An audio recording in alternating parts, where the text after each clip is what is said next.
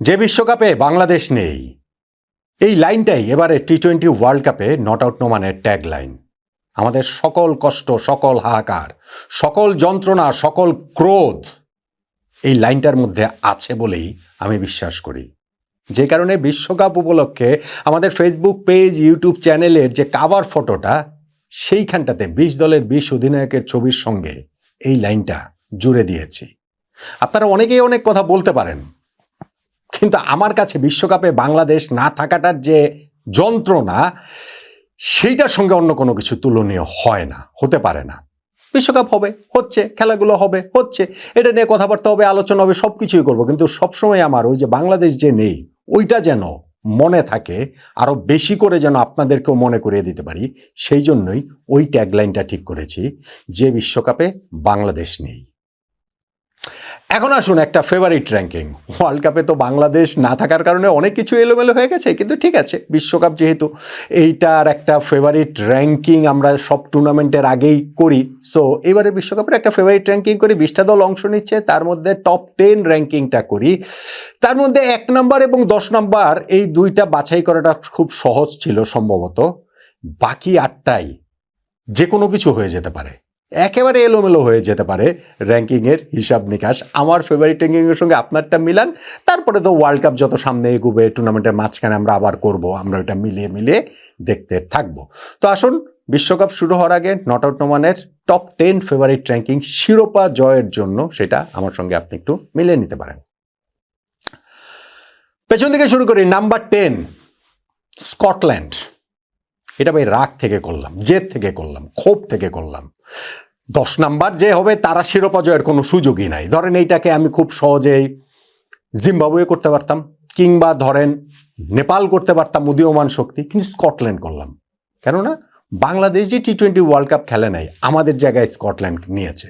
ফলে আমি মনে করি যে টপ 10 র্যাঙ্কিংয়ে আমি স্কটল্যান্ডকে রাখলাম এবং আমি তাদেরকে সাপোর্ট করব।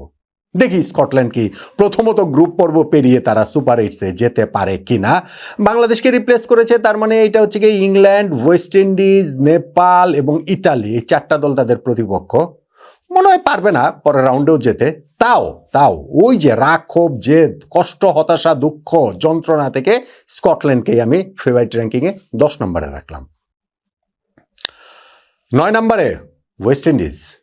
এই ওয়েস্ট ইন্ডিজ চ্যাম্পিয়নও হয়ে যেতে পারে, সিরিয়াসলি চ্যাম্পিয়ন হয়ে যেতে পারে। টি-20 ফরম্যাটে ওয়েস্ট ইন্ডিয়ানরা কতটা ভয়ঙ্কর সেটা আমরা জানি। দুইবার তারা ওয়ার্ল্ড কাপ জিতেছে, সেটাও আমরা জানি। লাস্টটা যদিও 10 বছর আগে 2016-তে ইডেন গার্ডেন্সে যে তাদের ওই যে কার্লোস ব্রাথওয়েটের যে ছক্কাগুলা, রিমেম্বার দ্য নেম, ওইখান থেকেই তো তাদের বিশ্বকাপ অভিযানটা শুরু হচ্ছে। বাট স্টিল আমি মনে করি যে এই ওয়েস্ট ইন্ডিজের আসলে সেই আগের শক্তি নাই। অবশ্যই তারা চ্যাম্পিয়নও হতে পারে আমি বলছি, এবং আমি বলছিলাম যে 2 থেকে 9 নাম্বার পর্যন্ত এই দলগুলো অনেক ওলট পলট হতে পারে টুর্নামেন্ট সামনে এগুলো।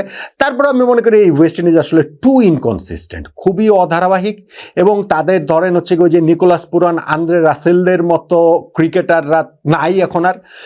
অবশ্যই তাদের চমকে দেওয়ার সামর্থ্য রয়েছে। এই ওয়েস্ট ইন্ডিজ যদি ইভেন ধরেন টপ 4-এ চলে যায়, ইভেন ফাইনালে চলে যায়, আমি কিন্তু অবাক হব না। চ্যাম্পিয়ন হলে অবাক হবো, কিন্তু ফাইনালে চলে গেলে পর্যন্ত অবাক হব না। তবে এই তাদের অধারাবাহিকতা এবং বিগ নেমের এই যে কিছু অনুপস্থিতিতে আমার কাছে মনে হয় যে তাদেরকে আমি র্যাঙ্কিংয়ের এই কারণে 9 নম্বরে রাখলাম। 8 নম্বরে শ্রীলঙ্কা, টুর্নামেন্টের হোস্ট।